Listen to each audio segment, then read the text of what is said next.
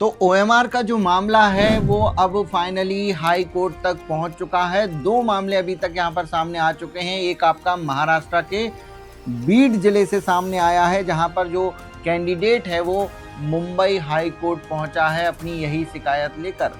और दूसरा जो मामला है वो आपका एमपी के इंदौर हाई कोर्ट से हमें देखने को मिल रहा है।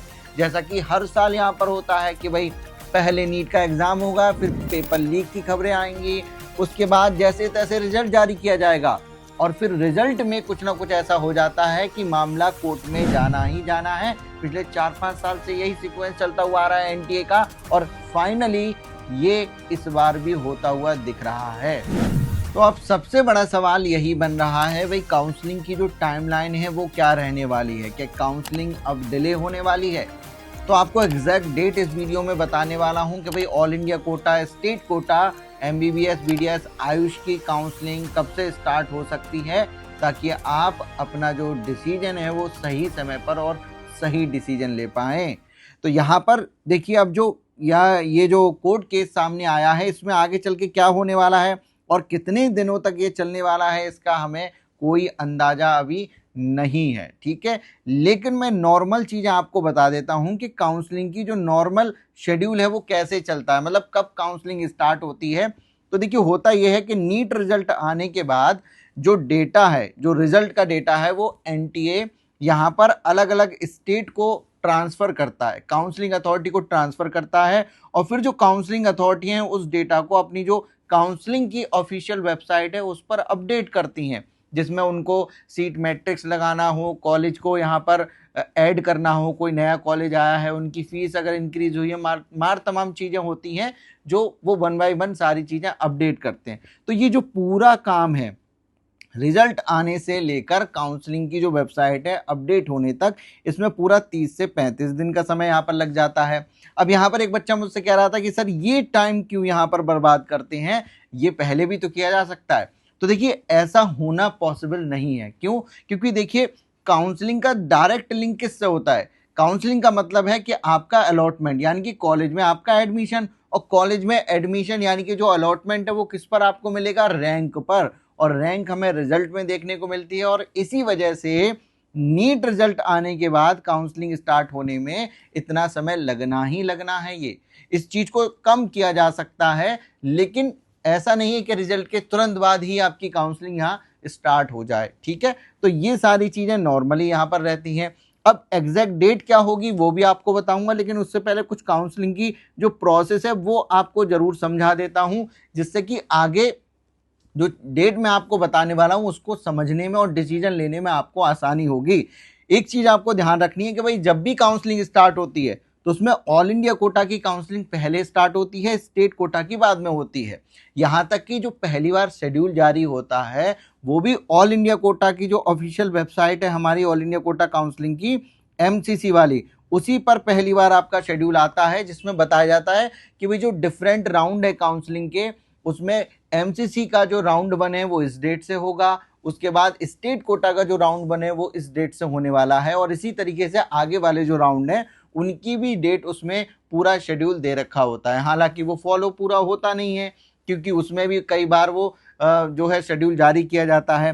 फिलहाल आपको यहाँ ध्यान जो इम्पोर्टेंट रखना है वो ये कि पहले ऑल इंडिया कोटा होगा, फिर स्टेट कोटा होगा, और ये जितने भी राउंड होते हैं, ये जो काउंसलिंग होती है वो मल्टीपल राउंड में होती है, और जितने भी राउंड होते हैं उन राउंड में कई सारी स्टेप हमें देखने को मिलती हैं। जैसे कि आपका रजिस्ट्रेशन का स्टेप एक होगा, रजिस्ट्रेशन होता है, डॉक्यूमेंट वेरिफिकेशन होता है, चॉइस फिलिंग होती है, चॉइस लॉकिंग होती है, और फिर जाके अलॉटमेंट आता है, और अलॉटमेंट के बेसिस पर फिर हम यहाँ पर जो कैंडिडेट है वो कॉलेज विजिट करता है और वहाँ एडमिशन की प्रोसेस कंप्लीट होती है। तो ये मल्टीपल राउंड में, मल्टीपल स्टेप में होने वाली प्रोसेस है काउंसलिंग। अब ये मैंने आपको क्यों समझाया, चलिए ये आपको बता देता हूं। इस वीडियो में हम लोग आगे बढ़े, मैं आपको काउंसलिंग की डेट बताऊं एग्जैक्ट क्या है, उससे पहले एक छोटी सी रिक्वेस्ट करना चाहूँगा, भाई चैनल को सब्सक्राइब कर लीजिए और वीडियो को लाइक कर लीजिए। आपका प्यार जब हमें मिलता है, हमें थोड़ा मोटिवेशन मिलता है, एनर्जी आती है, और इसी तरीके की जो अपडेट्स हैं वो मैं आपके लिए लेकर आता हूँ। तो जल्दी से इस वीडियो को लाइक कर दीजिए, और चलिए अब बात कर लेते हैं आगे। तो सबसे पहले अब मैं आपको पूरा डेट जो क्या क्या रहने वाली हैं ये बता देता हूँ। मैंने आपको क्या बताया कि भाई रिजल्ट आने के बाद कम से कम 30 दिन का तो समय लगना ही लगना है। तो अब इस बार अगर हम देखें तो नीट का रिजल्ट कब आया है? 16 जुलाई को आया है। अगर सारी चीजें नॉर्मल रहती हैं तो यहां पर जो काउंसलिंग है वो जस्ट 30 दिन बाद अगर हम देखें तो 16 अगस्त तक स्टार्ट हो सकती है, यानी कि सेकेंड वीक ऑफ अगस्त। तो और ये किसकी स्टार्ट होने की मैं बात कर रहा हूं? ऑल इंडिया कोटा की, क्योंकि सबसे पहले ऑल इंडिया कोटा होती है, अभी मैंने आपको बताया था। तो ऑल इंडिया कोटा का जो राउंड 1 है वो 16 अगस्त से यहां पर स्टार्ट हो सकता है।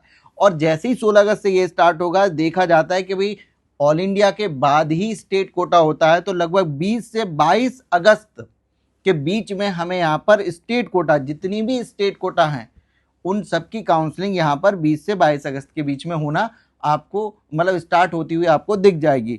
और ये अक्सर देखा गया है कि ऑल इंडिया कोटा जो एमबीबीएस बीडीएस की काउंसलिंग होती है उसके राउंड 1 के 15 दिन बाद आपका आयुष की जो काउंसलिंग है ऑल इंडिया कोटा वाली, उसका भी शेड्यूल जारी कर दिया जाता है, जो भी आयुष काउंसलिंग अथॉरिटी है उसके द्वारा।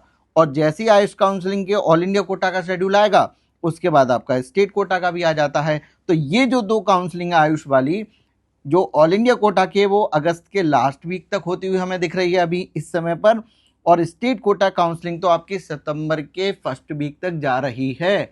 लेकिन लेकिन लेकिन यहाँ सबसे इंपॉर्टेंट बात जो है, जो आपको ध्यान रखनी है, वो ये है कि ये मैं देखिए काउंसलिंग के अंदर जो सबसे इंपॉर्टेंट प्रोसेस होता है, जहां सारी चीजें डिपेंड करती हैं, जो स्टेप होता है वो होता है अलॉटमेंट का स्टेप।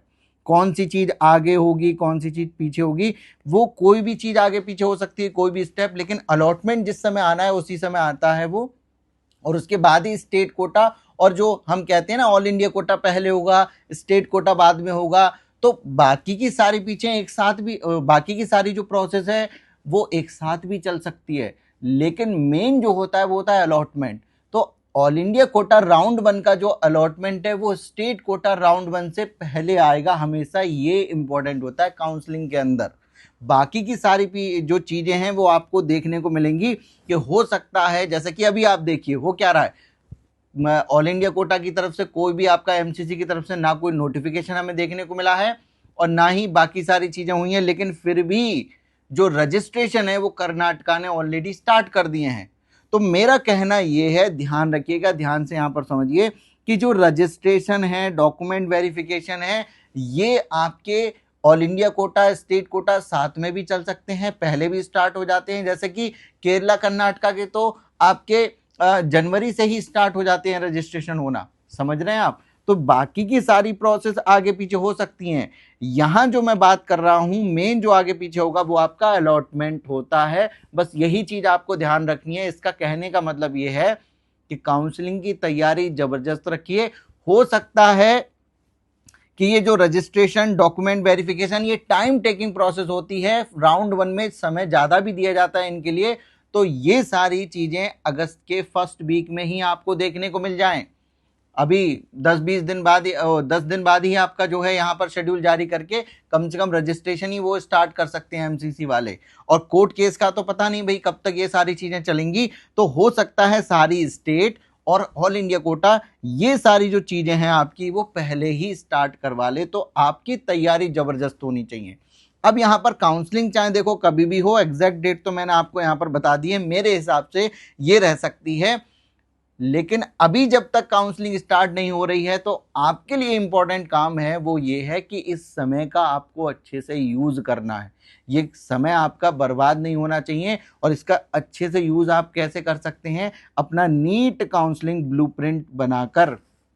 अब ये नीट काउंसलिंग ब्लूप्रिंट क्या होता है? ये आपका एक कंप्लीट रोड मैप होता है। आपकी जो कैंडिडेट की प्रोफाइल होती है उसके बेसिस पर आपकी एमबीबीएस की एलिजिबिलिटी क्या है, कहाँ आपको काउंसलिंग करानी चाहिए, अगर गवर्नमेंट नहीं मिल रहा तो प्राइवेट का बजट क्या हो सकता है, या फिर अदर एमबीबीएस के अलावा जो अदर कोर्स करते हैं उनकी क्या सिचुएशन यहाँ पर बन रही है।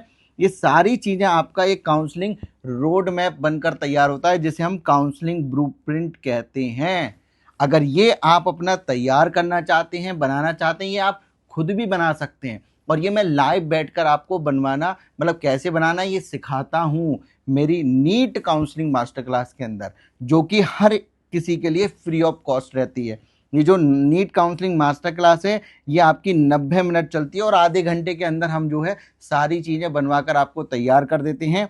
ये फ्री ऑफ कॉस्ट होती है, ठीक है। तो अगर आप इसको ज्वाइन करना चाहते हैं तो आप इस दिए गए नंबर पर जो आपको दिख रहा है इस पर बस नीट काउंसलिंग लिखकर हमें भेज दीजिए। ये आप आसानी से यहाँ पर ज्वाइन कर पाएंगे और इसमें पूरी क्लैरिटी आपको मिल जाएगी कि भाई आगे की जो काउंसलिंग है मुझे कैसे लेके चलनी है, ठीक है।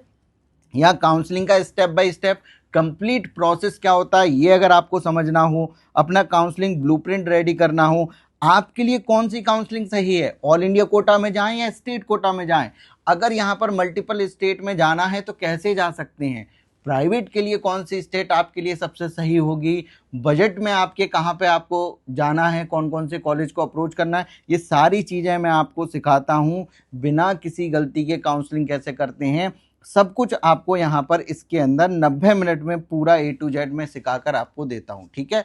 तो इसको मैं कहता हूँ कि ये जो समय है आपका इसका बिल्कुल भी आप जो है बर्बाद इसको मत करिए और अपनी काउंसलिंग की जो स्ट्रेटजी है उसको तैयार करने पर लग जाइए। तो यहाँ पर आपको इस नंबर पर बस क्या करना है, इसको ज्वाइन करने के लिए हमें नीट काउंसलिंग लिखकर मैसेज कर देना है। बाकी अगर आपका कोई सवाल है तो मुझसे कमेंट सेक्शन में पूछिए। अगर किसी स्टेट पर कोई वीडियो आप चाहते हैं कि भाई कट ऑफ की वीडियो आए या फिर और कुछ, तो वो भी आप मुझे कमेंट सेक्शन में बता सकते हैं। इस वीडियो को ज़्यादा से ज़्यादा लाइक करिए, शेयर करिए अपने फ्रेंड्स के साथ और चैनल को सब्सक्राइब करके रख लीजिए, ये बहुत ज़्यादा इंपॉर्टेंट आपके लिए होने वाला है। और एक चीज़ और आपसे कहना चाहूँगा, अगर आप चाहते हैं कि आगे आने वाले समय में काउंसलिंग की कोई भी अपडेट आपसे मिस ना हो तो मैंने कमेंट सेक्शन में और इस वीडियो के डिस्क्रिप्शन में दोनों जगह अपने व्हाट्सएप चैनल का लिंक आपको दे रखा है, आप उसको ज्वाइन कर लीजिए। कोई भी छोटी बड़ी अपडेट आती है हम तुरंत उस पर डाल देते हैं, क्योंकि अपडेट आते ही तुरंत वीडियो बनाकर यूट्यूब पर अपलोड करना, फेसबुक पर जाना ये आपका इम्पॉसिबल होता है। तो वहाँ तुरंत अपडेट आपको मिल जाती है। मैं मिलता हूँ आपसे नेक्स्ट वीडियो में। Thank you so much.